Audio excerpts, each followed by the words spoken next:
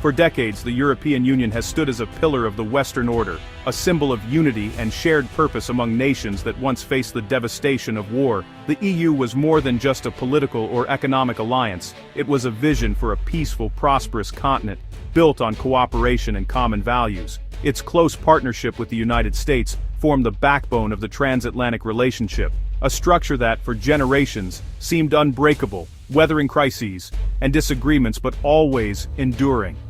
But today, on November 14, 2025, the world is witnessing the unimaginable. 2 EU nations have announced their intent to join BRICS, a move that would have been unthinkable just a few years ago.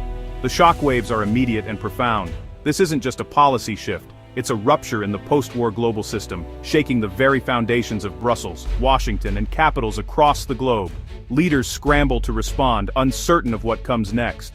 BRICS, once seen as a loose club of emerging economies, now stands as a formidable counterweight to Western institutions. It champions a multipolar world, challenges the dominance of the US dollar, and offers an alternative vision for global cooperation. For EU members to pivot toward BRICS is not just a diplomatic maneuver, it's a dramatic rejection of 70 years of transatlantic consensus.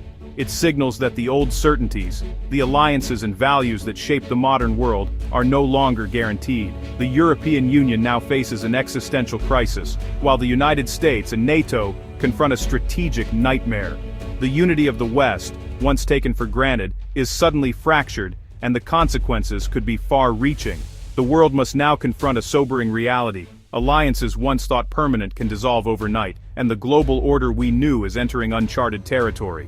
Why would any EU nation make such a radical move? The idea of leaving the familiar embrace of the European Union for a new alliance like BRICS might seem unthinkable at first, but beneath the surface, there are powerful forces at play that could tempt some countries to consider this bold step. Economic motivations top the list. BRICS now accounts for over a third of global GDP, offering access to vast markets, new financial tools, and alternative sources of investment. For nations feeling left behind by the EU's economic policies, the promise of fresh trade deals and infrastructure funding is hard to ignore. For struggling European economies, joining BRICS could mean a lifeline and a stake in the world's economic future. Countries facing high unemployment, stagnant growth, or mounting debt may see BRICS as a way to revitalize their industries and attract new business partners from across the globe. There's also a growing desire for strategic autonomy, breaking free from decades of policy dictated by Washington and Brussels. Some leaders feel their national interests are often sidelined in favor of broader EU or NATO agendas, fueling a search for more independent paths. Some nations, especially in Central and Eastern Europe, resent what they see as EU overreach and see BRICS as a way to defend national sovereignty.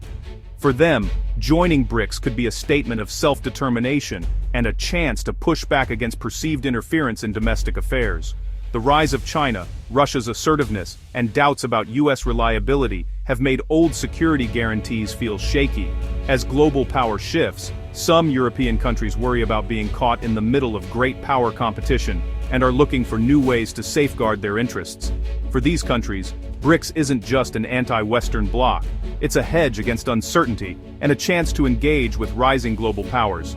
It offers a seat at the table where new rules are being written and a voice in shaping the future of international relations. In a volatile world, joining BRICS could be seen as a pragmatic, if risky, bet on the future, a way to diversify alliances, reduce dependence on traditional partners, and adapt to a rapidly changing global landscape. 2 EU states joining BRICS would plunge the Union into chaos, creating unprecedented political and economic turmoil. The EU's principle of common policy would be shattered. How could members trust defectors in sensitive security or trade talks? The very foundation of mutual cooperation and shared goals would be undermined.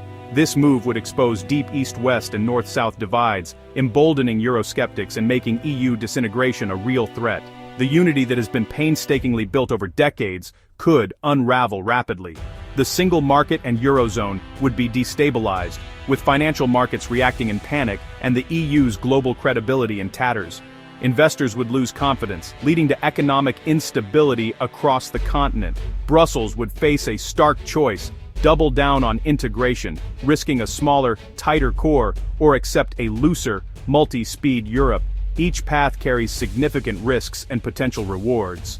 The crisis could either unravel the EU or force radical reform. The decisions made in the coming months will shape the future of the continent. Either way, the European project as we know it would end, demanding a new vision of unity. Leaders will need to rethink and reimagine the principles that bind the Union together.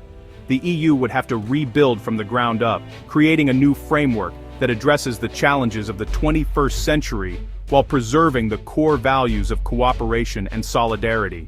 NATO would be rocked to its core by two EU nations joining BRICS. The contradiction, being allied with both NATO and Russia, would be impossible to reconcile, raising fears over security and intelligence leaks. The US response would be swift diplomatic pressure, economic penalties, and, possibly, questioning the defectors' place in NATO.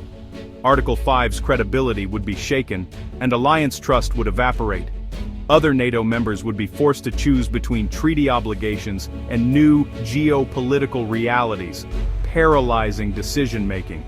A weakened NATO could prompt the US to reduce its European commitments, forcing the EU to take charge of its own defense. Strategic autonomy would become a necessity, but born from division and weakness. The continent's security architecture would be fundamentally reshaped. The economic fallout would be immediate and messy. Dual allegiance to EU and BRICS rules would disrupt supply chains, fragmenting the single market and confusing businesses. If Eurozone members defect, confidence in the euro would plummet, risking a debt crisis and undermining the EU's financial stability. Competing financial systems, BRICS' new development bank versus the ECB, would create direct conflicts. The move would accelerate de-dollarization, weaken the euro's global role, and legitimize BRICS' financial architecture. Trade and investment would pivot eastward, hollowing out ties with former EU partners. The economic map of Europe would be redrawn, with new lines of commerce bypassing the continent's traditional core. Integration would give way to division. The shockwaves would reach deep into Europe's identity. Joining a bloc with authoritarian powers would spark fierce debate over what it means to be European. Liberal parties would decry the move as a betrayal of democracy. Nationalists would hail it as reclaiming sovereignty. Societies would polarize, with politics paralyzed by a battle over national direction.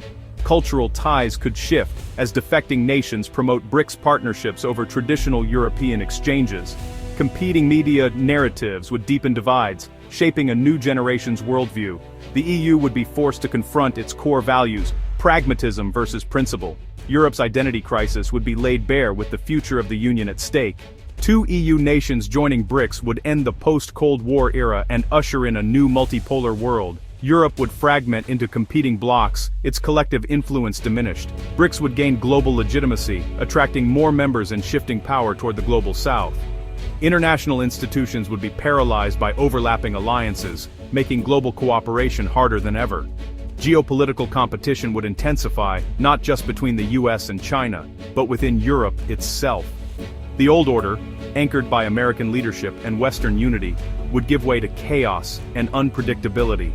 Multipolarity would bring more sovereignty for some, but at the cost of stability and security.